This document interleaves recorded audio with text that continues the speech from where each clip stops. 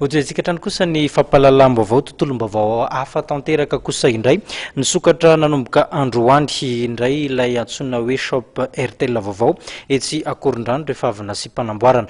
Ankoatr'ireo tolotra marobe izay omendry dia vonona nome fahafampo hatranin'ny mpanjifa ry zareo anivon'ity shop RTL ity. Tato-baovao raha antsika amin'ny mboletina Rivosaona naka ny sary kosa Norbert Rakotomalala.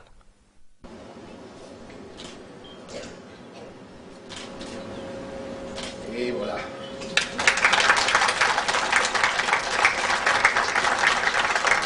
Toerana fandraisana ireo mpanjifa miisa 5, toerana fandoavam-bola 4 ary fangalana vola amin'ny alalan'ny RTL Money miisa 2.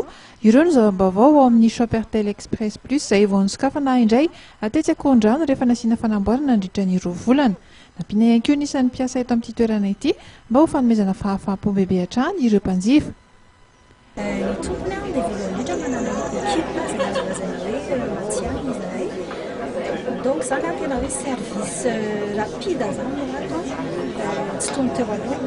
Ankoatran'izay koa manana le araiky le nazavaiko teo aloha manana le espace internet izahay natokana ho an'ny client kirakira ny internet ho an'ny jeune ho an'ny client rehetrarehetra zay tonga atao shop. Misy mihitsy fa zany hoe sangatra ambavarany ihany zany izy ty fa tena misy ny fanamboarana ohatran'ity shop anankiray ity.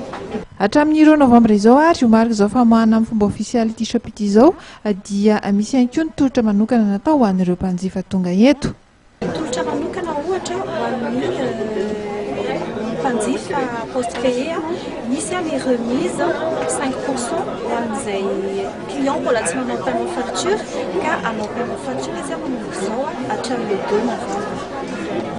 Araka ny fanazavana ny mentale generalny RTL Madagasikara Andriamatoa Aiko Slitke dia mbola isy ihany koa ireo shop amin'ny faritra hafa sy na fanamboarana Tsoatsy. Amin'izao fotoana izao moa dia misy 2.5 tapitrisa ireo mpanjifa RTL manerana ny Madagasikara. Tu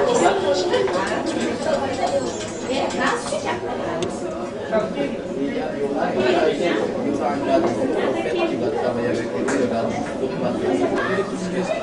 travailler avec